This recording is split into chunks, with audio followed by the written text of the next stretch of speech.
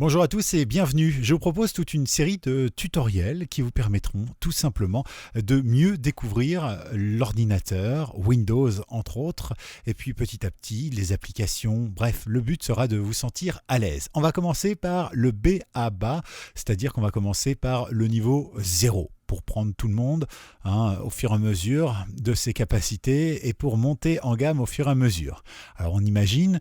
Pour ce tutoriel, on va simplement découvrir l'espace qu'on a ici devant l'écran, c'est-à-dire qu'on a le bureau de Windows. Quand vous allumez votre ordinateur, vous arrivez là-dessus. Alors, on va détailler un petit peu toutes les fonctions qui peuvent être importantes pour bien paramétrer son bureau, pour se sentir à l'aise, mais aussi pour découvrir comment fonctionnent deux ou trois petites choses. D'accord? Donc ça, c'est le but de cette première vidéo. Et cette première vidéo, forcément, elle commence ici, avec le bureau. Et le bureau, vous voyez, c'est un grand espace bleu avec l'image de Windows. Bon, on peut la changer, on la changera peut-être tout à l'heure. Et puis vous avez toute une barre noire ici avec énormément de petites choses. On passera notre temps à détailler tout cela. Voilà donc le programme de cette vidéo. Je vous propose donc de regarder un petit peu ce qu'il y a sur le bureau. Il y a ici, c'est un dossier. Alors, il n'y a pas la forme d'un dossier, mais je vous montrerai comment faire. Vous avez ici la corbeille, bien sûr, et puis deux applications qui sont des raccourcis. On voit ça à cette petite flèche que l'on voit ici, qui indique qu'effectivement, ce sont bien des raccourcis. Alors, si vous voulez paramétrer certaines choses, première chose, vous prenez votre souris, vous faites un clic droit. Quand vous faites un clic droit, vous avez un menu qui apparaît ici avec différentes possibilités. La première, l'affichage. C'est vrai que l'affichage, c'est important. Est-ce que vous voulez par exemple des grands icônes? Sympa, les grands icônes. Mais c'est peut-être un peu trop grand. Alors, essayons petit pour voir. Ouh là là, c'est petit, trop petit peut-être. Enfin, ça dépendra de la configuration que vous avez et également de la résolution de votre écran. Mais en général, on choisit plutôt d'utiliser moyen. Après, c'est chacun qui voit midi à sa porte. Vous pouvez bien sûr les prendre. Vous cliquez gauche. Voilà, vous restez appuyé sur le bouton gauche et puis vous vous déplacez là où vous voulez le mettre. Ici, par exemple. Et après, vous relâchez à l'endroit où vous voulez le déposer. Clic gauche, je maintiens, je glisse, je lâche. Voilà, tout simplement. On revient donc au clic droit ici, sur le bureau. Alors vous pouvez cliquer là, ça ne change absolument rien. Le but, c'est de ne pas cliquer sur un icône, parce que sinon vous avez le menu de l'icône. Mais là, ici, il n'y a rien. Donc on en profite, on regarde. L'affichage, on a vu, on peut réorganiser automatiquement les icônes, par exemple. Ça me range mon bureau, c'est plutôt pratique. Et puis, évidemment, vous pouvez aussi trier par nom, par taille, par type d'élément ou par modifier. Par exemple, vous pouvez mettre le dernier arrivé en haut ou le dernier arrivé en bas, peu importe. D'accord? Donc ça, c'est un petit peu comme vous le souhaitez. C'est selon les avis. Vous faites des modifications et vous n'avez pas forcément vu que ça avait changé quelque chose sur votre bureau. Dans ce cas-là, vous pouvez actualiser. Quand vous actualisez, ça rafraîchit la page et du coup, vous vous retrouvez avec votre bureau qui prend en compte les dernières modifications si ça n'avait pas été fait. Si maintenant je prends cette icône-là, je clique une fois gauche dessus, je clique maintenant une fois droit dessus et je vais ici jusqu'à copier. Je copie. Donc maintenant, c'est dans ce qu'on appelle mon presse-papier. Le presse-papier, c'est la petite mémoire qui garde et qui attend que vous colliez quelque part. Alors nous, maintenant, on va cliquer gauche ici parce que je veux que ce soit là que ça arrive. Un clic droit maintenant et je fais coller tout simplement. Et c'est pas là qu'il le met parce que je suis en réorganisation automatique. C'est ce qu'on a cliqué tout à l'heure. Ici, par exemple, hop, réorganisation automatique des icônes. Donc on reprend. Je clique gauche ici pour le sélectionner, je clique droit ici, je fais un copier, voilà, je le place ici avec un clic gauche, je fais clic droit, je fais coller, il me dit il existe déjà, bah oui, alors forcément il va le remplacer puisque c'est le même nom, d'accord, donc voilà. Ça marche sans aucun problème, il l'a bien placé à l'endroit où je voulais. Ok. Maintenant, je peux cliquer dessus une fois gauche et je peux supprimer avec la touche supprimer ou bien cliquer droit, et puis dans ce cas-là, je peux cliquer sur supprimer et il me l'enverra dans la corbeille. La corbeille, vous pouvez cliquer gauche dessus puis cliquer droit et vous pouvez la vider sans aucun souci. Mais là, je pense que je n'apprends rien à personne. Voilà donc un petit peu pour les premiers éléments de ce menu. On peut évidemment toucher et retrouver ici toutes les propriétés graphiques. Alors là, ça va dépendre uniquement de la carte graphique que vous avez à l'intérieur de votre ordinateur, hein. Ça va dépendre. Alors pour ce tutoriel qui se veut très général, eh bien, je vais éviter de vous montrer tout ce qu'il y a à l'intérieur comme paramètres graphiques, etc. Hein, on verra ça dans une autre option. Par contre, on va s'intéresser à l'option nouveau. Alors nouveau, ça vous permet de créer un nouveau dossier, un nouveau raccourci, une nouvelle image. Voilà. Là, ça va vous créer le fichier. Hein, mais ça va rien vous mettre dedans, c'est normal puisque vous n'avez encore rien mis dedans. Mais comme ça, c'est un raccourci et vous savez à tout moment que vous pouvez créer un classeur pour faire des chiffres par exemple, ou de la comptabilité, ou une présentation ici, ou pourquoi pas écrire un texte, ou faire un dossier. On va cliquer sur faire un dossier. Voilà. Il me propose tout de suite et me met en position pour écrire un nom. Donc je vais l'appeler New, voilà, parce qu'il s'appelait nouveau. Je vais l'appeler New. Je valide avec mon entrée et donc j'ai un dossier dans lequel qui s'appelle New. Alors là, bien sûr, je peux créer également des fichiers, des dossiers, des répertoires grâce à Nouveau, ou alors je peux cliquer gauche ici, je reste cliquer gauche et je le déplace, il est dans New. Voilà, il est plus sur le bureau, il est dans New. Ou alors, effectivement, je peux cliquer droit sur mon fichier, je peux le copier, je peux le cliquer gauche ici, je clique droit et je le colle. Tout simplement, voilà, ça marche comme ça. D'accord? Vous voyez, hein, c'est pas compliqué, c'est pas difficile, ça fonctionne très bien. On peut sélectionner le dossier, par exemple. Alors, comment j'ai fait ça? Eh bien, j'ai pris mon bouton gauche, j'ai cliqué à un endroit, voilà, et je reste cliqué dessus, et du coup, ça me fait une sélection. Voilà, je pourrais par exemple sélectionner tout ça. Hein, mais moi, je veux juste cliquer sur celui-ci. Je lâche donc mon clic gauche, je prends à nouveau avec mon clic gauche sans lâcher et je glisse jusqu'à la corbeille. Nous voici donc débarrassés de ce dossier. J'aurais pu évidemment, ici, je dois pouvoir ouvrir la corbeille. Je vais pouvoir restaurer, clic droit, restaurer, voilà. Et donc il me dit ici, mon new, il est là, avec effectivement mon fichier à l'intérieur, donc là, pas de souci. Hein. Et je peux maintenant aussi très bien faire un clic gauche, puis un clic droit et cliquer sur supprimer. Voilà. Et là, il arrive directement à la corbeille. Bon allez, ça ce sont des petits jeux évidemment que je vous laisserai faire parce que chacun aura sa propre méthode. Certains feront des clics droits ou des clics gauche, puis des clics droits, et puis ils vont gérer comme ça. D'autres vont uniquement faire un glisser-déposer. Hein, ou alors tout simplement appuyer sur Supre, hein, c'est vous qui voyez. Donc nouveau, on peut faire pas mal de choses. Ensuite, on a les paramètres d'affichage. Les paramètres d'affichage vont nous permettre de paramétrer l'affichage de l'écran. C'est-à-dire que par exemple, on peut avoir un éclairage nocturne. Alors ça va être plutôt sympa si vous travaillez la nuit notamment. Vous aurez des couleurs moins agressives, plus douces, et vous pouvez paramétrer tout cela. Ce n'est pas une obligation. Si jamais vous avez besoin, vous l'activez là. Et vous voyez qu'il sera désactivé avant 21h. Sachez également que si vous avez une super carte graphique, et dans ce cas-là, je pense que vous y connaissez un petit peu en ordinateur, et bien vous avez l'option Windows HD Color avec tous les paramètres que vous pouvez régler hein, afin d'avoir une image qui corresponde à vos envies. Sinon, ce qui peut nous intéresser, c'est la mise à l'échelle de la position. On a par exemple 100% recommandé, ou alors par exemple si on a des petits soucis de vue ou qu'on veut gonfler un petit peu les caractères, et bien on peut aller à 125% par exemple. On peut même aller beaucoup plus en cliquant sur paramètres. Nous, on va revenir plutôt à 100%, hein, ce sera plus facile pour ce tutoriel. Ensuite, vous avez la résolution d'écran. Alors en général, il vous en choisit une et il vous marque recommandé. C'est celle qui correspond en général à votre écran. Mais si par exemple je clique ici, vous voyez, j'espère que ça ne va pas couper la vidéo, mais vous voyez, j'ai toute une barre en haut qui finalement ne va rien donner de spécial. Et je pense que vous ne le voyez pas à vous. Hein. Donc on va rétablir.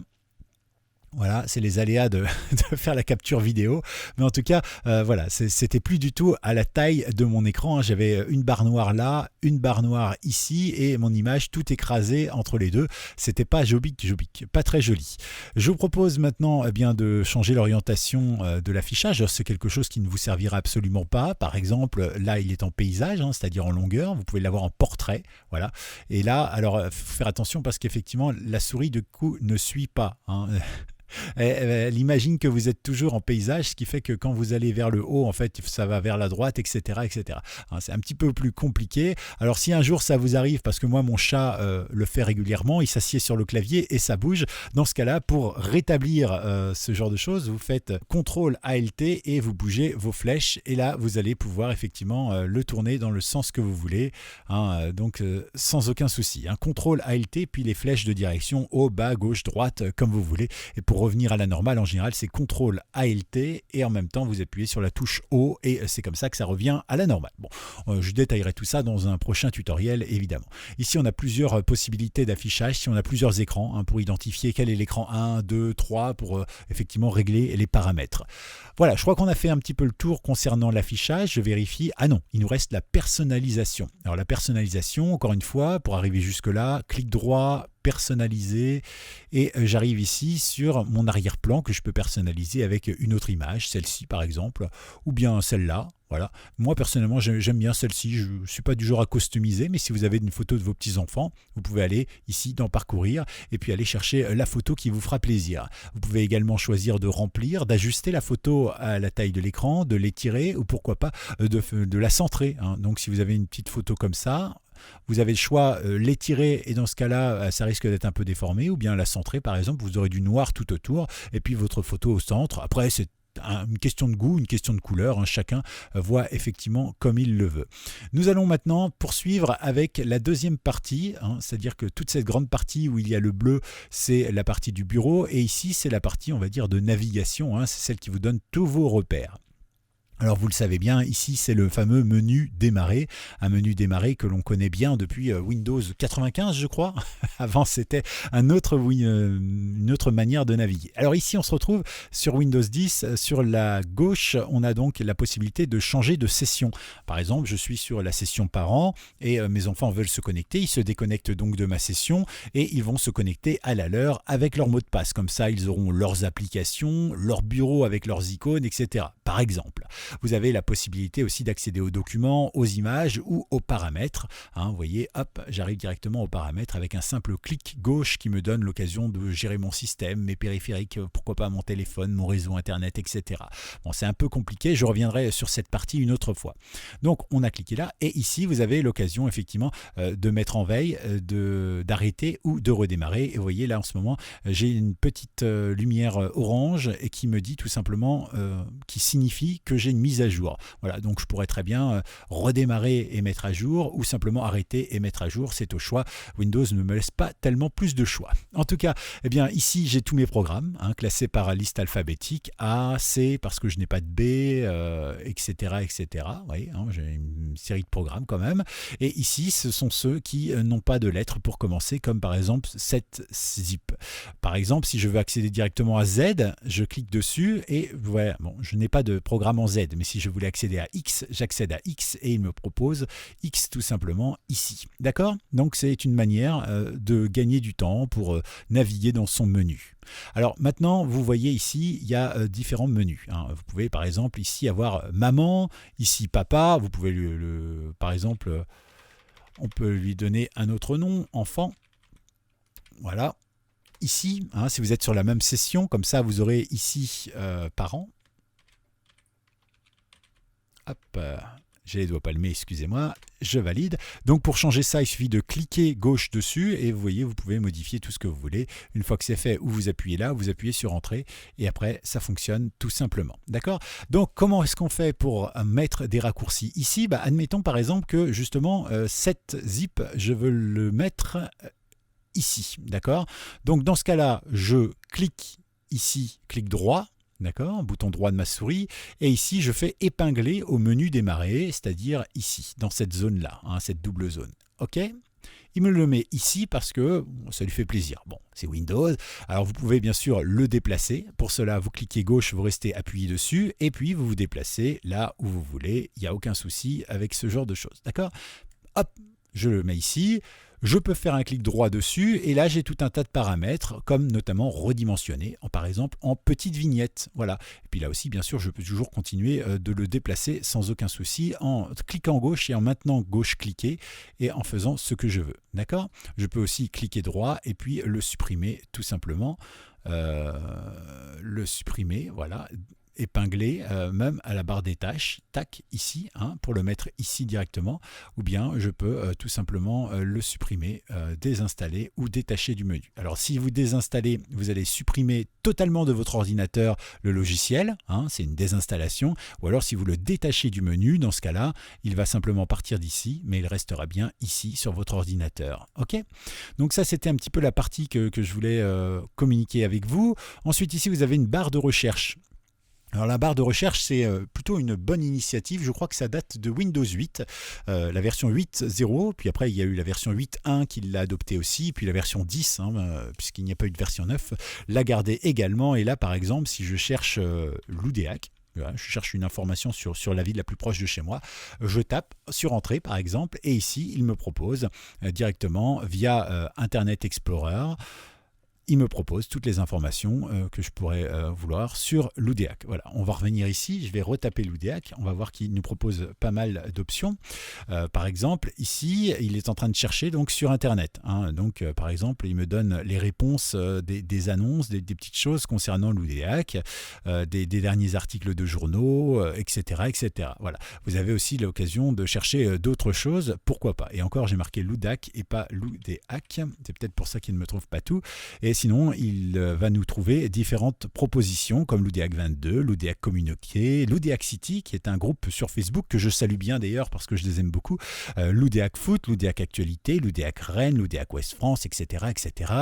Voilà. Donc ça nous donne tout un tas de choses et ça fait partie du moteur de recherche qui s'appelle Bing. C'est pas Google, c'est Bing, c'est celui qui appartient à Microsoft. Microsoft, c'est celui qui fait Windows et c'est celui aussi qui fait Internet Explorer. Voilà. Vous pouvez aussi chercher, si vous avez une application qui s'appelle l'Oudéac, vous n'en avez pas pour l'instant, vous pouvez chercher dans vos documents, sur le web, comme je le disais, ou tout simplement dans un dossier, musique, paramètres, photos, etc., etc. Voilà donc à quoi sert cette petite barre. Vous pouvez bien sûr utiliser l'assistant vocal qui s'appelle Cortana. Personnellement, je ne l'utilise jamais parce que je trouve qu'un assistant vocal, ça ne sert pas à grand-chose. Mais bon, ça, chacun voit. Le principe de l'assistant vocal, si votre micro sur l'ordinateur est allumé, vous lui parlez et il essaye de trouver les informations. Ça vous évite de les écrire. Mais souvent, ça va plus vite d'écrire encore. Ici, vous avez l'occasion de retrouver toutes les tâches qui ont été effectuées assez récemment. Donc là, j'ai mon enregistrement qui fonctionne. J'ai également envoyé mes dernières recherches avec justement Google sur Bing ou encore l'Oudéac qu'on vient de chercher à l'instant, tout simplement. Voilà, donc on a toutes les informations qui sont là et pour quitter, on réappuie ici, clic gauche évidemment. Ici, moi j'ai choisi de mettre ce qu'on appelle mon gestionnaire de fichiers, mon explorateur de fichiers. C'est tout simple parce que c'est vrai que moi ça me fait partie des petites choses qui me servent tous les jours, donc j'ai décidé de le mettre là. Alors comment on le met? Eh bien c'est simple, on ouvre un programme, par exemple prenons Audacity. D'accord, je clique dessus, il s'ouvre. Audacity est un petit logiciel libre, gratuit donc, et qui ne récupère pas vos données et qui vous permet de faire du montage pour le son, faire de la musique, etc. Donc moi, Audacity, si je veux qu'il soit toujours dans ma barre, ici, je vais le prendre, je vais faire un clic droit ici et je vais simplement l'épingler à la barre des tâches. Voilà, je peux le fermer maintenant et vous voyez, il est toujours là. Il est fermé, il ne fonctionne pas, mais si j'ai besoin de le lancer, c'est un raccourci et donc je vais pouvoir tout simplement cliquer ici et lancer mon affaire. Voilà. Si je n'en veux plus un jour, je clique droit dessus et je mets détacher. Il n'y a rien de plus simple. Voilà. Donc ici, on se retrouve avec notre navigateur. Donc comme je l'ai dit tout à l'heure, on a ici le navigateur. Alors ça peut être Edge, Internet Explorer. C'est évidemment le nouveau... le navigateur Internet, j'ai du mal avec ce mot parce que correspondant à Windows, ça fait un peu rigoler. Mais en tout cas, oui, c'est un moyen d'aller sur Internet, un navigateur Internet, celui qui est vendu avec Windows. C'est pas le plus performant, il n'est pas très sécurisé, il n'est pas rapide non plus. C'est pas génial. Mais bon, après, chacun, évidemment, choisit comme il le veut ses affaires. Vous avez ici, par exemple, Mozilla Firefox. Alors, Mozilla, c'est l'équivalent d'Audacity, c'est-à-dire c'est un logiciel libre, il est sécurisé, etc. Vous voyez, et puis vous pouvez rajouter rajouter plein de petites options pour bloquer la pub, pour vous afficher votre écran, pour que ça fonctionne mieux, etc., etc. Voilà, il y a plein de petits programmes qui fonctionnent avec ça et c'est plutôt bien. Et là, vous voyez, mon navigateur, il me dit que Firefox n'est pas mon navigateur par défaut. C'est normal, moi je travaille beaucoup sous Chrome. C'est vrai que c'est mon navigateur préféré, mais ce n'est pas forcément le vôtre. Eh bien, sachez par exemple que je peux tout simplement le définir par défaut comme navigateur. Alors, il me propose d'effectuer cette vérification à chaque démarrage de Firefox. Ça veut dire que si un jour un autre programme décide par lui-même, sans me demander mon avis, de devenir le navigateur par défaut, par exemple Google Chrome ou Edge, eh bien, Firefox, lui, me rappellera qu'il n'est plus le navigateur par défaut. Ou alors, tout simplement, on peut faire de Firefox son navigateur, ou on peut retarder cela en mettant plus tard, et donc à la prochaine connexion, il nous le redemandera. En attendant, si vous voulez faire de Firefox votre navigateur par défaut, ou n'importe quel autre système, eh bien, vous pouvez cliquer dessus, vous arrivez dans vos paramètres, et vous voyez effectivement ici, vous avez les applications par défaut, avec tout simplement Google Chrome qui, chez moi, est activé par défaut, mais je peux choisir les autres. Alors, si vous n'arrivez pas directement avec ce système, vous pouvez y arriver en cliquant ici. Je vous ai dit qu'ici, il y avait les paramètres. Vous cliquez ici, d'accord? Et ensuite, vous voyez ici, il y a un onglet Applications désinstallées, valeur par défaut, fonctionnalité facultative. Nous, ce qui nous intéresse, c'est la valeur par défaut. On clique donc ici. On cherche ici les applications et fonctionnalités. Non, c'est pas ce que je veux. Par contre, moi, je veux l'application par défaut. Très bien. Et je retombe donc ici. Et je pourrais très bien sélectionner autre chose que Google Chrome, par exemple Firefox, Internet Explorer ou Microsoft Edge. Pour information, celui-ci n'est plus censé exister, puisque Edge est censé remplacer Internet Explorer et justement c'était le but d'enlever tous les problèmes de connexion de celui-ci en changeant juste le logo et en disant qu'il l'avait changé. Mais visiblement non. Voilà, vous pouvez aussi avoir d'autres navigateurs. D'ailleurs, le plus rapide du moment, on reviendra dessus, il s'appelle Brave, B-R-A-V-E. D'ailleurs, je peux vous montrer à quoi ça ressemble. On va faire la recherche, comme ça fait un travail pratique. Brave, voilà, Brave, ça ressemble à ça. Donc en gros, il ressemble très portrait donc à Firefox. Il ressemble très portrait à Google Chrome également. C'est pas celui-là, c'est juste pour vous montrer. Vous avez des onglets, c'est sécurisé, mais il est beaucoup plus rapide. Il est beaucoup plus jeune. Il y a moins d'applications, donc c'est peut-être aussi pour ça qu'il est un petit peu plus rapide. Là, évidemment, je vous parle de Brave. On reviendra dessus sur les différents navigateurs et peut-être celui qui est fait pour vous. On reviendra dessus. Donc. Alors, on a vu ça, on a vu les différents onglets ici. On va détacher celui-ci parce que moi, je n'en ai pas besoin. Et nous arrivons ici sur cette petite flèche. Alors, cette petite flèche, il faut savoir que c'est l'extension de ce qu'il y a ici. Ici, il vous met en général 2, 3, 4 icônes. Et puis après, hop, il range les autres ici. Alors, je vais déplacer ceci pour mieux voir. Il range les autres ici. Voilà. Donc ici, vous avez ma carte graphique. Ici, vous avez le petit logiciel qui est en train d'enregistrer ce qui tourne à l'écran. Ici, vous avez pour le son, pour mon son à moi par rapport à ma carte son. Ici, vous avez la sécurité de Windows, on va y revenir dans un instant. Vous avez bien sûr OneDrive, c'est donc le cloud de Windows. Et vous avez ici un autre cloud que j'utilise. J'utilise pas celui-là, mais celui-ci. Voilà. Alors, ce qui est important, c'est que quand vous cliquez ici, par exemple, vous avez votre centre de sécurité de chez Windows. Ça veut dire quoi? Ça veut dire tout simplement que ici, vous savez en un clin d'œil si votre protection contre les virus est activée et si ça fonctionne, tu vois. Vous voyez, au dernier test, eh bien, il m'a dit aucune action requise, donc j'ai pas eu de virus de trouver. Il faut savoir que sur Windows, il y a déjà un antivirus qui est inclus. Je pense que c'est important de le dire. C'est un antivirus gratuit, vendu avec Windows. Il est intégré dedans, il se met à jour avec les mises à jour. Il est très perfectionné, très léger, discret. Vous le voyez pas, vous l'entendez pas, et il fonctionne tout aussi bien que les autres. Alors, moi, ce que je vais vous dire, c'est que, imaginez, je suis un hacker, je suis un méchant hacker et je veux créer un virus qui va contaminer toute la planète. Je crée mon programme dans mon coin, sur mon ordinateur, et avant de le lancer, comme je suis un mauvais hacker, mais bon dans la technicité, je vais le tester sur tous les antivirus qui existent. Tous les gros antivirus payants qui sont super sécurisés ou les petits antivirus qui sont gratuits parfois, etc. etc. Et le but, si je veux contaminer la planète, c'est qu'il passe les tests et qu'il réussisse à tromper tous ces virus antivirus. Hein. Donc, avoir un antivirus payant, ça sert à rien parce que si un hacker fait bien son travail en créant un virus, eh bien, tout simplement, vous allez avoir le même virus que quelqu'un qui aura la chose gratuite. Hein. Voilà, vous avez la protection du compte, un pare-feu. Un pare-feu, ça va empêcher justement les gens de se connecter avec des envies et des besoins malveillants. Et puis voilà, vous avez tout ça dans votre sécurité. Hein. Donc finalement, quand vous achetez Windows, vous n'avez pas besoin d'un antivirus, pas besoin d'un firewall, d'un pare-feu. Hein. Tout ça, c'est déjà intégré et ça fonctionne très bien de manière tout à fait parfaite. Et puis bien sûr, vous avez ici l'option de contrôle parental. Hein, si jamais vous devez interdire vos enfants d'utiliser Internet de telle heure à telle heure en se connectant sur l'ordinateur ou tout simplement d'interdire certains mots, certains sites Internet, etc. On reviendra dessus une autre fois. Voilà. Donc ça, c'est dit.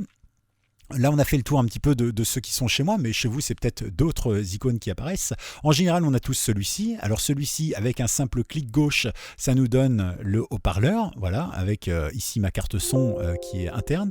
Hein, donc voilà, actuellement j'ai un niveau de 100%, là j'ai un niveau de 56% du volume, etc. Si jamais quelqu'un m'appelle, hop, je peux couper directement ici, on est en muet, en mute comme on dit, et donc là, eh bien effectivement, il n'y a plus de son du tout qui sortent. Hein. On le voit ici, on retrouve ce petit icône barré, on le retrouve ici, donc on sait tout de suite qu'on est en muet. Si je reclique dessus, je redeviens avec 100%. Par exemple, si j'étais à 44%, je clique dessus, je reviens à 44%. D'accord, hein, ça marche comme ça. Ou alors, vous pouvez cliquer directement en réaugmentant le son, il n'y a aucun souci. Donc ça, c'est pour le son. Ici, vous avez Internet. Alors, bien souvent, vous avez la petite barre Wi-Fi. Hein, c'est l'équivalent de ça quasiment, mais en version verticale. Et vous avez la possibilité de découvrir tous les Wi-Fi qui sont autour de vous, dont votre réseau. Vous rentrez votre code et vous vous connectez. Ici, moi, je suis sur un ordinateur fixe. Et donc je suis connecté avec un câble tout simplement. Voilà. Et ici vous avez un accès direct à vos paramètres réseau si jamais vous avez besoin de paramétrer vous-même. On reviendra là-dessus. Ici donc eh bien, il me signale que j'ai une mise à jour qui attend. Hein. Ça correspond d'ailleurs au petit logo qu'on retrouve ici avec le point jaune tout simplement. Donc il me dit que j'ai une mise à jour et qu'il va falloir que je la fasse. Ici j'ai l'heure, j'ai bien sûr la date, je peux modifier tout cela et vous le savez, il y a ici un calendrier et si vous faites correspondre votre calendrier à votre boîte mail, par exemple, hein, si c'est une boîte Gmail ou Outlook, etc., et que vous rentrez des choses, si vous synchronisez les deux, eh bien en fait quand vous irez ici, vous aurez aussi en cliquant dessus vos différents rendez-vous de la journée selon les jours, etc. Voilà, c'est une idée comme une autre. Vous en servez ou pas, personnellement ça ne me sert absolument pas. Mais bon, voilà. Et vous avez ici un petit icône tout simple qui vous donne l'accès à tous vos paramètres. Alors vous pouvez par exemple ici retrouver toutes les différentes notifications qui ont été mises il n'y a pas longtemps. Par exemple, s'il fait un scan antivirus, il vous mettra ici j'ai rien trouvé. Hein. Par exemple, vos appareils vont redémarrer parce qu'il y a une mise à jour qui est prévue. Vous voyez, protection contre les virus, etc. Voilà tout ce qu'il a fait un peu aujourd'hui. Et donc il me le dit. Ensuite, vous avez la possibilité de mettre en mode tablette. Alors en mode tablette, voilà, hein, vous perdez complètement l'accès au menu ici, mais par contre vous vous retrouvez avec ce qu'on appelle des tuiles et ça vous permettra de naviguer. Alors ça c'est peut-être bien sur tablette, moi je trouve ça complètement horrible pour naviguer sur ordinateur, mais certains aiment ça. Et ici vous avez la possibilité d'afficher votre clavier tactile. C'est toujours pratique, hein, notamment si vous n'avez pas de clavier tactile. Voilà. Si à un moment ou à un autre vous avez par exemple un écran tactile, mais vous n'avez pas de clavier à portée de main, bah, vous pouvez toujours utiliser ça, ou si vous n'avez pas d'écran et vous avez une souris, vous pouvez quand même faire fonctionner votre ordinateur. Voilà. Donc on revient ici, clic gauche, je supprime le mode tablette parce que c'est vraiment quelque chose d'horrible pour moi. Et puis nous poursuivons avec ici la gestion des réseaux, hein, on en a parlé ici, avec l'équivalent d'ici. On peut afficher tous les paramètres, hein, c'est un raccourci. Finalement, on arriverait à la même chose en cliquant ici. Et là, on sélectionne produit système, les personnalisations, un compte si vous voulez en associer un, les mises à jour et tout ça. D'accord. Ensuite, nous retrouvons ici l'éclairage nocturne. Alors, je ne sais pas si vous allez le voir, vous. Hein, vous voyez, normalement, ça rend un peu plus orange, histoire de moins agresser les yeux. Alors, je ne sais pas si la capture d'écran va le prendre, mais en tout cas, voilà. Hein, c'est quelque chose qui peut être bien si vous passez longtemps sur les ordinateurs. Le VPN. Alors, un VPN, c'est tout simplement un programme qui vous permet de sécuriser vos données, de les crypter. Comme ça, personne ne sait où vous allez sur Internet. Je vais vous donner un exemple tout simple. Vous êtes en train de surfer sur Google. hein, pour surfer sur Google, vous vous connectez depuis votre Livebox, c'est-à-dire que Orange sait que vous allez chercher des informations sur Google. Et Orange saura quelles informations vous cherchez sur Google. Et si depuis Google vous cherchez Facebook, eh bien Orange saura que vous êtes allé vous connecter sur Bing par exemple pour chercher des infos sur Google. Vous êtes sur Google et il saura que vous êtes aussi allé sur Facebook. Orange vous suit comme ça, hein, Orange SFR, tous vos navigateurs, enfin, vos fournisseurs d'accès Internet savent exactement où vous allez à tout moment, etc.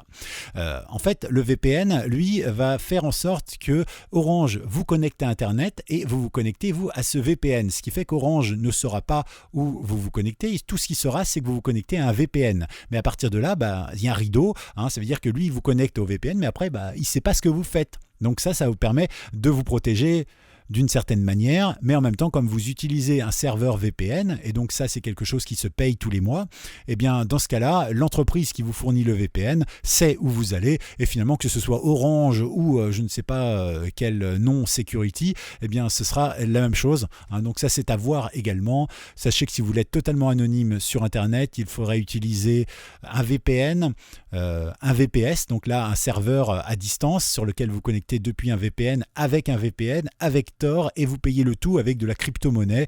Et là, vous avez quand même beaucoup plus de chances d'être anonyme, mais vous ne le serez jamais totalement. On reviendra peut-être là-dessus quand vous serez au niveau expert. Là, on est là pour découvrir. Donc voilà. Ici, on peut faire une capture d'écran toute simple. Alors, c'est plutôt bien. C'est une nouvelle action. Donc ici, il me propose soit de faire des formes libres, hein, comme je veux par exemple, on va en faire une. Ici, je peux bien sûr capturer toute la fenêtre ou capturer tout l'écran, hein, ça dépend sur quoi je suis. Donc voilà, ici c'est une forme libre, par exemple, je voudrais capturer voilà, un truc tout moche comme ça. Hop, je peux le faire. Et je ne sais pas s'il me l'a fait. Oui, il me l'a fait, vous voyez, il m'a capturé ça. Donc, où est-ce qu'il l'a mis? Eh bien, il l'a mis tout simplement dans ce qu'on appelle le presse-papier. Le presse-papier, c'est une mémoire virtuelle que vous ne voyez pas, mais qui vous permet de garder quelques informations. Et ces quelques informations, eh bien, en fait, comme ça, vous pouvez les coller. Et par exemple, si maintenant j'ouvre Paint, hein, qui est un logiciel de dessin natif de Windows, et que je fais, est-ce que je vais pouvoir le faire ici? J'admets celui-là, je le connais un petit peu moins bien. Eh ben, si je fais si je fais CTRL V, voilà ce qu'il y a dans mon presse-papier, eh bien vous voyez que maintenant sur mon image j'ai cela. Voilà. Alors il doit exister ici quelque chose comme coller, hein. Je chercherai à l'occasion, mais c'est vrai que c'est pas du tout quelque chose que je connais, hein, et que j'utilise, puisque c'est pas très intéressant, hein, comme logiciel, mais on découvrira ça dans une prochaine vidéo. Eh bien je crois qu'on a fait le tour. Vous avez bien sûr la possibilité de projeter ce que vous voyez là sur un écran géant par exemple, hein. Il faut avoir un écran géant, c'est sûr, et ici de vous connecter sur un réseau ou sur autre chose, hein, sur un appareil mobile ou quoi que ce soit. Il faudrait quand même que vous disposiez normalement du Bluetooth, voire du Wi-Fi. Ok, c'est noté. Voilà un petit peu tout ce que j'avais à vous dire pour cette première présentation qui concerne le bureau de Windows.